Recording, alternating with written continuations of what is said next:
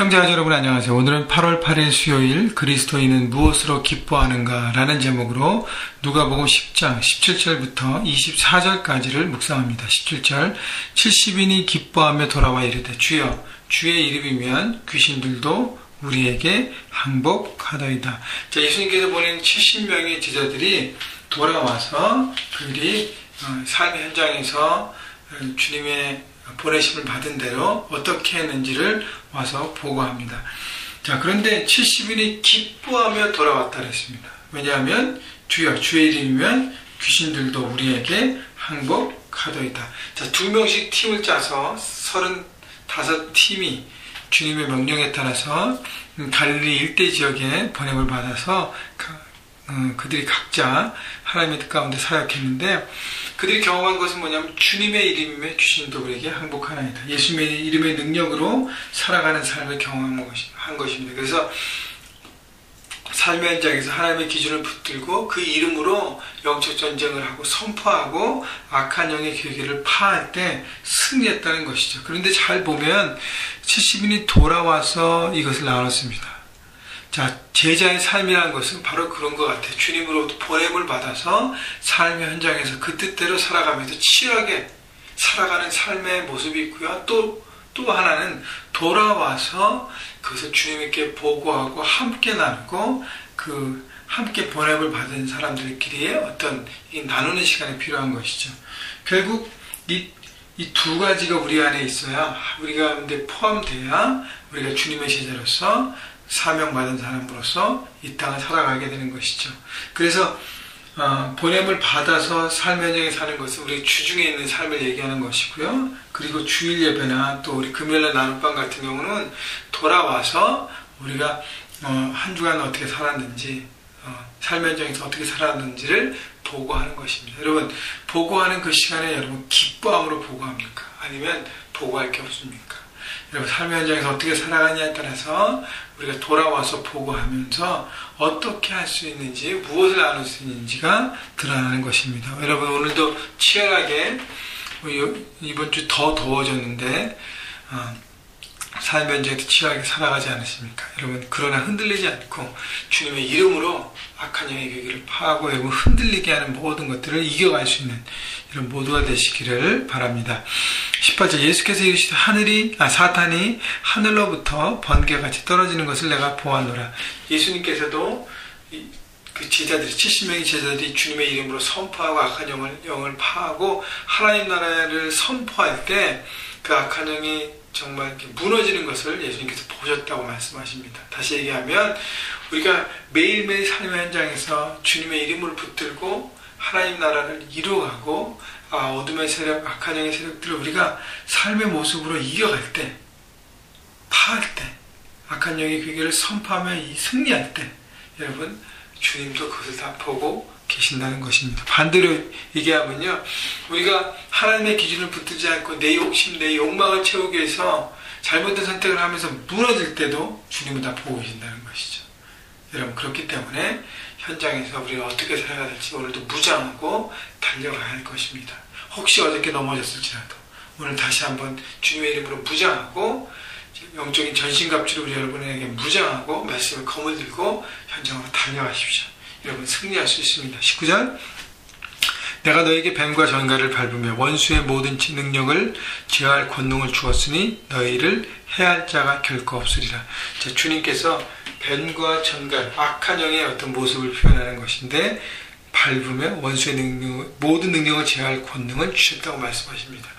예수님이 12제자에게도 이런 권능을 주었고 이 70명의 제자들에게도 같은 권능을 주셨습니다. 그렇다면 우리에게도 똑같은 권능을 주셨다는 것이에요. 모든 능력을 제어할 것을.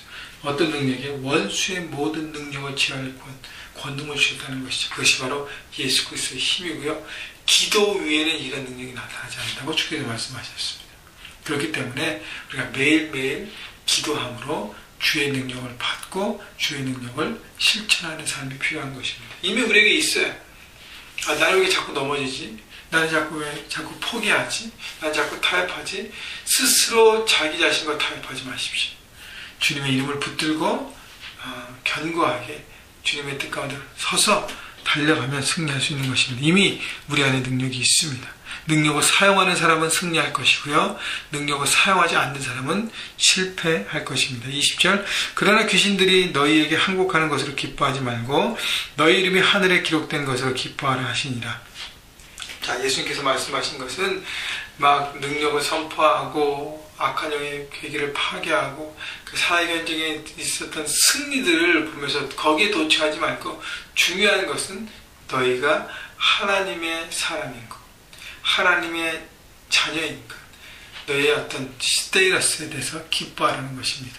내가 어떤 일을 했던 사역의 열매보다 내가 누구인지를 더 기뻐하라는 것이죠. 바로 하나님의 이름, 내 이름이 생명체에 기록된 하나님의 자녀, 영원 하나님의 나라를 누릴 하나님의 백성인 것을 기뻐하라는 것입니다. 그럴 때 우리가 어떤 사역의 현장을 가든 어떤 일에 인벌브되든 기뻐할 것입니다. 그렇지 않으면 내가 어떤 사역과 내가 또 어떤 삶의 현장과 해야 될 일들을 내가 선택하고 내가 원하는 대로 좌지우지할 것입니다. 중요한 것은 나는 하나님의 백성인 것, 하나님 나라에 속해 있다는 것을 내가 믿고 의지하고 그것을 더 기뻐하면 어떤 것을 내가 보내지든지 우리는 감사하며 할 수 있는 것입니다. 21절 그때 예수께서 성령으로 기뻐하시며 이르시되 천지의 주제이신 아버지여 이것을 지혜롭고 슬기 있는 자들에게는 숨기시고 어린아이들에게는 나타내심을 감사하나이다. 옳소이다. 이렇게 된 것이 아버지의 뜻입니다. 자, 예수님의 감사기도를 볼 수 있습니다. 예수님이 기뻐하며 감사하기도 하는데 성령으로 기뻐하시면서 감사하기도 하셨어요. 왜 성령 안에서 성령 충만함으로 기뻐하며 감사하셨을까? 왜냐하면 세상의 기준으로는 감사하고 기뻐할 수 없는 부분이기 때문이에요. 지혜롭고 슬기로운 자들에게는 숨기시고 이 얘기는 뭐냐면 당시에 갈릴리 지역에 예수님께서 얼마나 많은 시간 병을 고치시고 하나님 나라를 선포하시고 귀신을 쫓아주시고 많은 것들을 감당하셨어요. 그러나 많은 사람들이 그 모든 드러나는 현상에만 관심이 있고 주님을 인격적으로 받아들이지 않고 하나님의 나라를 믿지 않았습니다. 인격적으로 받아들이고 하나님의 사람으로 서지 않았어요. 일부의 사람들만 하나님의 말씀을 받아들이고 인격적으로 주님을 만나고 하나님 나라의 삶을 살아갔습니다. 그러니까 어린아이에게는 나타내심을 감사하나이다라는 표현은 뭐냐면 일부의 어떤 순수한 사람, 주님을 정말 주님으로 받아들이고 주님 안에 있는 그것을 기뻐하는 사람, 인격적인 만남을 즐거워하는 사람, 주님의 복음을 받아들인 그 어린아이와 같이 순수한 마음으로 받아들인 소수의 사람만이 결국 하나님 나라의 삶을 누리게 됐다는 것입니다.